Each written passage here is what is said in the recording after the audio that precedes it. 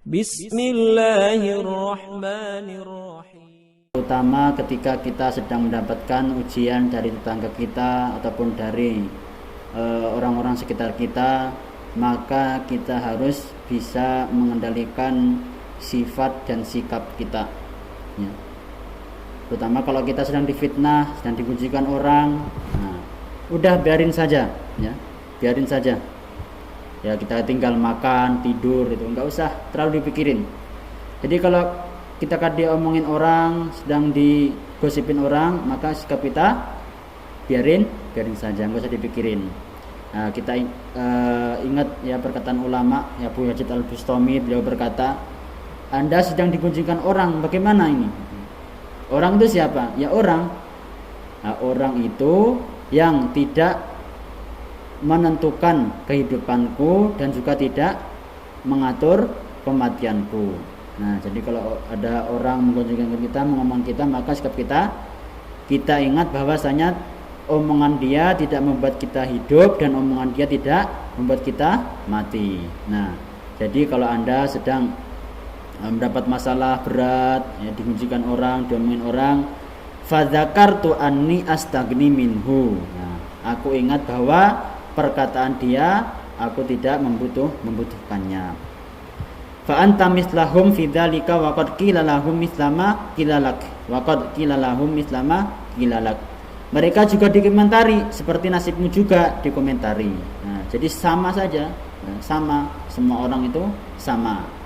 Wa ja'alna ba'dakum li ba'din fitnah. Nah, wa ja'ala nggawe sapa ingsun ba'dakum marang sekabehane sira kabeh libatin kelawan sedaya sira kabeh fitnatan utawi fitnah. Sunatullah bahwasanya orang-orang yang kita jumpai itu fitnah. Wa janganlah ba'dukum li ba'din fitnah. Baliyatan utawi ujian, ubetul al-ghaniyu, dan uji sapa al-ghaniyu wong sugih bil fakiri kelawan wong fakir. Jadi setiap ujian orang kaya diuji dengan orang yang fakir, orang yang miskin. Jadi orang kaya itu ujiannya orang miskin. Nah, orang miskin yang sombong misalnya, ya, orang miskin sombong kalau dideketin, ya, yang orang sombong gimana? Tapi kalau dibenci nggak boleh. Soalnya Nabi itu sukanya sama orang yang fakir. Wasahih bil marid, dan orang yang sehat diuji dengan orang yang sakit. Misalnya tetangga kita atau saudara kita sedang sakit, pasti rewel, ya, banyak omong, rewel, banyak mintanya. Nah, wasyarifu bil wadih, dan orang-orang yang mulia dengan orang-orang yang hina. Misalnya orang kiai, misalnya ulama, itu diuji dengan orang-orang yang hina.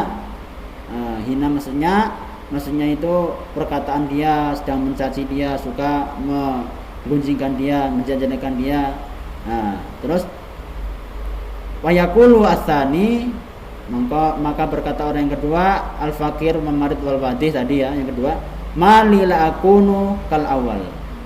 Malila akunu kal awal. Saya kan juga manusia, kenapa enggak seperti yang tadi yang kaya? Saya juga pingin seperti orang yang kaya tadi. Nah, terus pertanyaan terakhir, atas birun, apakah kamu mau bersabar ngala matas mauna mimman ubatilutum bi? Ala matas mauna mimman ubataliyatum bihim. Jadi apakah kamu mau bersabar setiap daripada orang-orang yang menggunjingkan tadi. Jadi kalau kita ketemu orang jelek itu juga ujian. Ketemu orang yang cantik juga ujian. Ujiannya apa? Ketika ketemu orang cantik itu syahwat, dosa. Ketemu orang jelek, ya, kemungkinan menghina, itu juga termasuk ujian. Apakah kita mau bersabar atas birun ala atas mauna mimman ubtalitum bihim? Nah, maka kita ingat perkataannya Luqmanul Hakim, ya. Ingat katanya Luqmanul Hakim, dia berkata, kamu jangan pernah percaya sama omongan orang.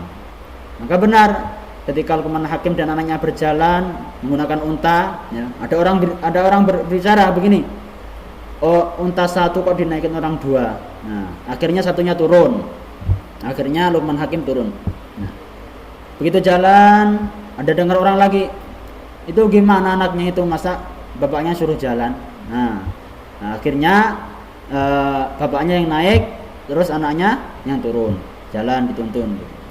Dengar omongan lagi, itu bagaimana itu? Malah anaknya suruh jalan. Nah, terus yang terakhir kalinya ya, mereka sama-sama turun dan untanya dituntun. Ada lagi yang bicara begini, unta satu kok dituntun orang dua. Nah, jadi kesimpulannya adalah jangan gampang percaya dengan omongan orang. Bismillahirrahmanirrahim.